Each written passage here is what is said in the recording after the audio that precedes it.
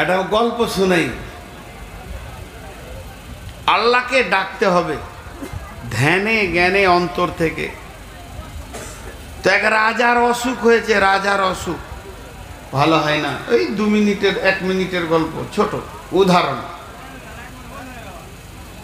তো গোটা দুনিয়ার সব ডাক্তার, এমনকি ইংল্যান্ড আমেরিকা সিঙ্গাপুরে চিকিৎসা করে এলো। আর যত ডাক্তার বলছে আপনার শরীরে কোনো রোগ নাই, কিন্তু আর মন ভালো হয় না। এমন সময় এরকম একজন মুরব্বী আলিম রাজ দরবারের সামনে দিয়ে হেঁটে যাচ্ছে। তো রাজা আগেকার যুগের রাজা তো বলছে, ওই মৌলানাকে ডেকে নিয়ে আয় তো। সম্মানের সঙ্গে বসতে দিলে চেয়ারে, সেই রকম নাস্তা, সেই রকম ইজ্জত দে। বলছে, হুজুর, কোরআনকে শেফা বলা হয়েছে মুমিনের জন্য, তো আমি তো বেশ কিছুদিন রোগে ভুগছি, পৃথিবীর সব ডাক্তার দেখে নিয়েছে, তো আপনার কাছে কোনো শেফা আছে? বলে, কি হচ্ছে? মনে শান্তি নেই। মৌলানা সাহেব বলছেন, বিসমিল্লাহির রহমানির রহিম, আলা বিযিকরিল্লাহি তাতমাইন্নুল কুলুব। আল্লাহর জিকিরে মনে শান্তি হয়। তুমি আল্লাহ জিকির করো, তোমার মন শান্তি হয়ে যাবে। কবার করব? বলছে, মোটামুটি ইস্তেগফার প্রতিদিন সকালে 100 বার, বিকেলে 100 বার, আর চতুর্থ কালেমার শাহাদাতগুলো, ইস্তেগফার, সুবহানাল্লাহি বিহামদি, সুবহানাল্লাহিল আযীম, এগুলো 100 বার করে পড়ো সকাল বিকাল করে। বলছে, হুজুর কতদিন পড়বো? বলছে, মাস 2-3 চালাও, আল্লাহ দিবে, দিল ঠিক হয়ে যাবে। ও একটা সিপাহীকে বলছে, একটা তসবিহ লিয়াই করে শুরু করেছে। 3 মাস পড়েছে, ওর মন ঠিক হয়নি। কি নসিব খারাপ! ওই দিকে আবার মৌলানা হেঁটে যাচ্ছে, তখন সিপাহীকে বলছে, ওকে বান্তরে ধরে লেয়। সেই মিজাজ চেঞ্জ। প্রথমবারে ছিল নাস্তা, এবার বলছে ওকে বাঁধতো। মৌলানাকে বাঁধা হলো। বাদশাহ এবার মোহরিকে বলছে, মোহরি লিখো, পরওয়ানা লিখো। বাদশার সঙ্গে গাদ্দারি, বাদশার সঙ্গে ধোঁকাবাজি, প্রতারণা করার কারণে মৌলানা হযরত শাইখুল হাদিসকে আগামীকাল সকাল 8টায় কতল করা হবে। ওই মোবাইলের লাইটটা বন্ধ করেন তো, কতল করা হবে। বাস মোহরি লিখে দিলে, বলছে একে বেঁধে দে, কালকে কতল হবে। লোক দেখবে যে বাদশার সঙ্গে ধোঁকাবাজির শাস্তি কি। তো মৌলানাকে এবার বলছে, হুজুর মরেই তো যাবেন, আর তো বাঁচবেন না, ফাইসালা হয়ে গেছে, তাহলে একটা কাজ করেন। বলে, কি? আপনার মনে কি কোনো শেষ ইচ্ছা আছে? তো ওটা আমি পুরা করে দিব। বলে, আছে। বলে, কি? বলে, আমি তো মরেই যাব, তো আপনার ওই গদিতে কাল 8টা পর্যন্ত আমাকে বাদশা করে দেন, আর আপনি সাধারণ হয়ে যান। তখন দেখছে যে জাগ্গা মরে যখন যাবে, ওর শখ তার সিংহাসনে বসে গেছে। এখন বাদশা হয়ে গেল কে? না মৌলানা সাহেব। আর ভিড় যে জমেছে ওই দৃশ্য দেখার জন্য, চারিদিকে ফেসবুকে ছড়িয়ে গেছে, অমুক মৌলানাকে কতল করা হবে। তো হাজার হাজার লোকের ভিড়। সেই ভিড়ে এক বাদামওয়ালা ঘুরছে, হাতে বাদাম নিয়ে, ভাজা বাদাম, চীনা বাদাম, দামি বাদাম, কটকটে ভাজা, আপনি খান, বিবির জন্য নিয়ে যান। সে কি লেকচার! এদিকে কেস কাছাড়ে আদালত চলছে, ও এখন বাদামের মার্কেটে পড়ে আছে। হঠাৎ করে মৌলভী সাহেব, এখন আর মৌলভী বলা যাবে না, বাদশাহ, আলিম বাদশাহ বলছে, ওই সিপাহী বাদামওয়ালাকে বাঁধতরে।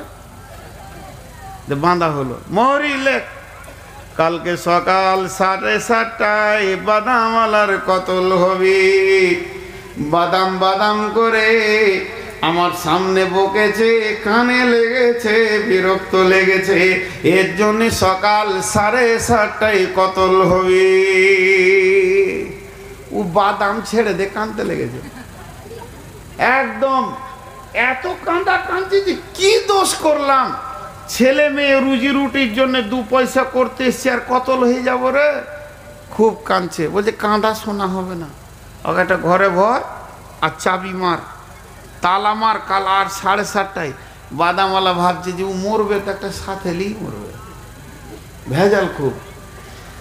এরপরে বাদামওয়ালা বাদশাহ বলছেন মৌলানা দুজন সিপাহীকে, যাও অত্র এলাকায় সুন্দরী, অতি সুন্দরী একটি মহিলা, মহিলাটা বেশ্যা রান্ডে, দেহ ব্যবসা করে, এরকম সুন্দর মহিলা এনে হাজির করা। বাদশার সামনে হাজির করা হলো। হুজুর বলছেন, এ মহিলা, এই ঘরটার ভিতরে একটা বাদামওয়ালা আছে, আগামীকাল 7:30টায় তার কতল হবে, তোমাকে ওই ঘরে ভরা হবে, ওর সঙ্গে তুমি থাকবে। সারা রাতের ভিতরে যদি একবার তুমি ওকে দৈহিক সম্পর্কে আনতে পারো, তোমার সঙ্গে যদি দৈহিক সম্পর্ক ঘটিয়ে দিতে পারো, তো রাজ দরবার থেকে তোমাকে 10 লক্ষ টাকা প্রাইজ দেওয়া হবে। মেয়েটা দেখছে, ওরে 10 লাখ টাকা রে, আমি 200 টাকা পাই না আর 10 লাখ, ঢুকে পড়লো ঘরের ভিতরে। এবার বাদশা বলছেন, মৌলানা এক লোক এই এরিয়ায় থাকবে না, যে থাকবে তার কতল হবে। জানের ভয়ে ভিড় শেষ, খালি কতলই চলছে। যখন রাত্রি 1:30, গভীর রাত, পৃথিবী যেন নিঝুম হয়ে গেছে, রব খালি জেগে আছেন। এমন সময় মৌলানা বাদশাকে সঙ্গে করে নিয়ে বলছেন, হুজুর চলেন, ওই মেয়েটি আর বাদামওয়ালা কোন কাজে ব্যস্ত রয়েছে আমরা দেখি। দরজা জানালার ফাঁক দিয়ে এরকম করে বায়োস্কোপ দেখার মতো করে দুইজন দেখতে শুরু করেছে। তো দেখছে মেয়েটি গোটা শরীরে 1 ইঞ্চি কাপড় রাখেনি, নাঙ্গা হয়ে গিয়ে বলছে, ভাই বাদামওয়ালা, মরি তো যাবে, জীবনের শেষ স্বাদটুকু লুটে নাও। কিন্তু বাদামওয়ালা কোন রকম মেয়েটার দিকে তাকাচ্ছে না। একটা যুবক নজন একটা কোণে অঝোর নয়নে হৃদয়ের ভিতর থেকে আর্তনাদের কণ্ঠে বলছে, আল্লাহ আল্লাহ আল্লাযী খালাকাল মাউতা ওয়াল হায়াতা, হে আমার রব, আপনি মওতকে বানিয়েছেন, হায়াতকে বানিয়েছেন, রব আপনি আমার আল্লাহ। যখন চোখের পানিতে কাঁদছে, ইস্তেগফার করছে, আবার সুবহানাল্লাহি বিহামদিহি সুবহানাল্লাহিল আযীম পড়ছে। এই দৃশ্যটা দেখে বাদশাহ মাওলানার পা দুটো জড়িয়ে ধরে বলছে, হুজুর এই গভীর রাত্রিতে আল্লাহকে সাক্ষী দিয়ে বলছে, ওই বাদামওয়ালার মতো আমি 3 মাসের ভিতরে একবার আল্লাহকে চোখের পানিতে আমি ডাকিনি। আমি শুধু নাটকের ছলে ডেকেছিলাম, আল্লাহ আল্লাহ আল্লাহ করে 150 পুরো করে দিয়েছে, কিন্তু হৃদয়ের ভিতর থেকে মহব্বত দিয়ে ঈমান দিয়ে দেখিনি। আপনি আমাকে ক্ষমা করবেন, আপনার মৃতের পরোয়ানা আমি উঠিয়ে নিলাম, আমার ভুল হয়েছে, মাফ করে দেবেন। দরজাটা খুলে দিয়ে মাওলানা বাদামওয়ালাকে বুকে জড়িয়ে ধরে বলছে, ভাই আমি মেন্টাল রোগী নই, আমি পাগল নই যে তোমাকে কতল করতাম।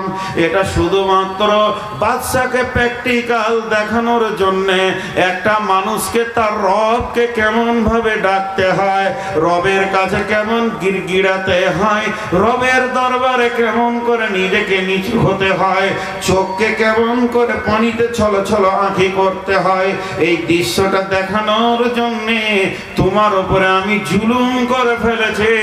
ভাই তুমি আমাকে মাফ করে দাও, তুমি যেমন বাদামওয়ালা ছিলে তেমনি থেকে যাও, তোমাকেও কেউ কতল করবে না।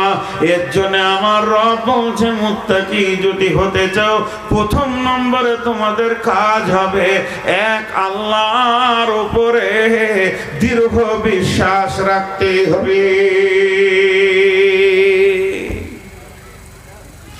নাম্বার 2, ওয়াল ইয়াউমিল আখিরি, যেদিন আমার শ্বাসটা বন্ধ হবে, যেদিন আপনি আমি মারা যাব, ও মা আমার, বেটি আমার, সোনা মানিক আমার, সেই শ্বাসটা বন্ধ হওয়া পর্যন্ত, জান্নাত পৌঁছানো পর্যন্ত একটা লম্বা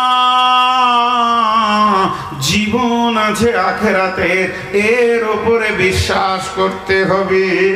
পুলসেরাত সত্য, কবর সত্য, কবরে আযাব সত্য, কবরে জান্নাতের ঘুম সত্য, কবরের ভিতরে নানা রকম আযাবের ব্যবস্থা আছে সত্য, কবরে 99টি সাপের মুসাল্লাত হবে সত্য, সাপ কাটবে 70 গজ নিচে চলে যাবে, আবার হাঁজরে তুলে আনবে সত্য, কিয়ামত সত্য, কিয়ামতের মাঠে নেকি বদি ওজন করা হবে সত্য, পুলসেরাত সত্য, তার উপরে পার হয়ে যেতে হবে এটাও সত্য, জাহান্নাম সত্য, জাহান্নামের ভিতরে প্রতি মুহূর্তে চামড়াকে চচ্চর চচ্চর করে খাসি খালানো হবে। সূরা আপনার আল ইমরানে আল্লাহ বলেছেন সেটাও সত্য, এবং জান্নাত সত্য, জান্নাতের আঙ্গুরের ফোঁকাগুলো সত্য, খেজুরের বাগান সত্য, সারাবান তাহরা সত্য, চির সুখের জায়গাটা সত্য। আল্লাহ তাবারাক ওয়া তাআলা বলছেন, যদি তোমরা মুত্তাকি হতে চাও, আখিরাতের উপরে পরিপূর্ণ বিশ্বাস রাখতে হবে। নাম্বার 3, ওয়াল মালাইকা, ফেরেশতা নামে আল্লাহর একটি মাখলুক আছে। আল্লাহ তাদের ভিতরে সেকশন বানায়নি, সেক্স নাই, সেকশনও নাই, তারা নারী নয়, পুরুষ নয়, তাদেরকে আল্লাহ যতগুলি বানাবার বানিয়ে নিয়েছেন। এই ফেরেশতা নামে মাখলুকটি আছে, দুনিয়াতে আছে, আসমানে আছে, জান্নাতে আছে, তারা আল্লাহর হুকুমে নিয়োজিত হয়ে আছে। যাকে যে ডিউটিতে লাগিয়েছে সে সেই ডিউটিতে আছে। কেউ সাজদায় আছে, কেউ রুকুতে আছে, কেউ কিয়ামে আছে, কিয়ামত পর্যন্ত সে হালাতেই তারা থেকে যাবে। কেউ আবার আল্লাহর ডিউটিতে নিয়োজিত রয়েছে। এই ফেরেশতাদের উপরে ঈমান আনতে হবে। তবে আপনি একটা কথা বলবেন, ফেরেশতাদের উপরে কেন ঈমান আনবো?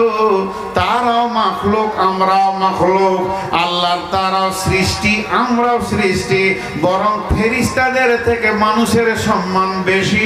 মানুষ হলো আশরাফুল মাখলুকাত। তবে কেন তাদের উপরে ঈমান আনবো? ওরে আমার ভাইরে, বাপরে, বোনরে আমার, ঈমান আনতে হবে। তার দুটি কারণ। আমি যদি জানি সরকারি সিআইডি এখানে আছে, তো আমি সরকারের বিরুদ্ধে কথা বলবো না। ওই রকম বন্ধুরে জেনে নিতে হবে আল্লাহর সিআইডি যেন সব সময় আমাদেরকে ফলো করে রেখেছে। এর জন্য ফেরেশতার উপরে ঈমান আনতে হবে। আর দ্বিতীয় কারণ হলো, যেদিন আমাদেরকে বানানোর ব্যাপারে আল্লাহ তাবারাক ওয়া তাআলা ফেরেশতাদের সঙ্গে মাশওয়ারা করেন, আলোচনা করেন, তখন ফেরেশতারা বলেছিলেন, নাহনু নুসাব্বিহু বিহামদিকা ওয়া নুকাদ্দিসু লাকা, এ আল্লাহ, আমরা আপনার ইবাদত করব, তাসবিহ বয়ান করব। আপনি কি বানাতে চলেছেন?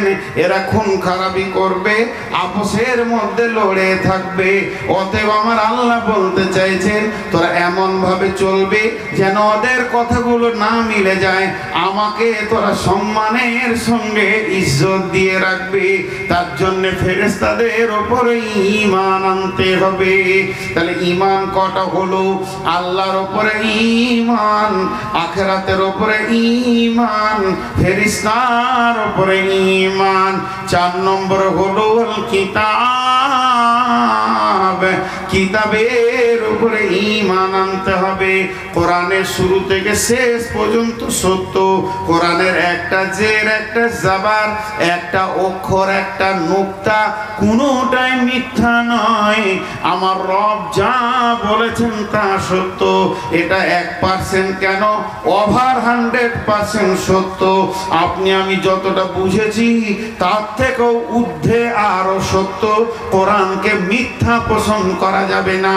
যালিকাল কিতাব লা রাইবা ফিহি, এই কিতাবের মধ্যে কোনো সন্দেহ নাই।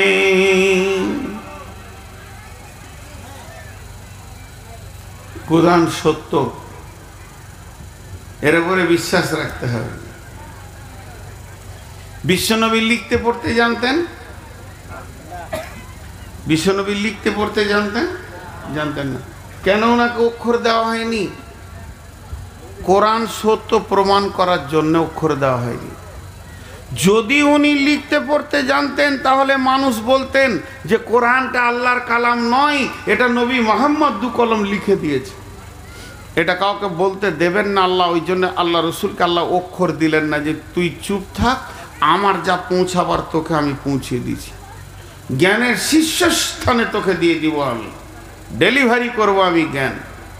অতএব কোরআন হলো চির সত্য, এর ভিতরে কোনো ভুল, জোরে বলেন, এর ভিতরে কোনো ভুল। খালি একটা মেয়ে ভুল খুঁজে পেয়েছে। হ্যাঁ,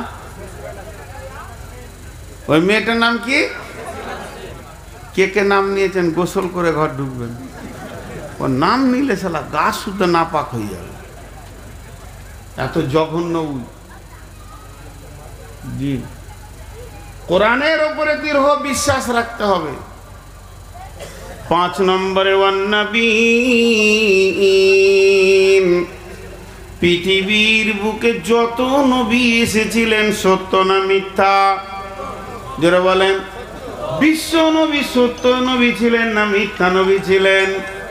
অতএব নবীদের উপরে দৃঢ় বিশ্বাস রাখতে হবে।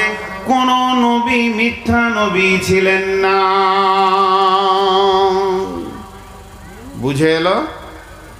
কোন নবী মিথ্যা নবী ছিলেন কি কোন নবী? হ্যাঁ,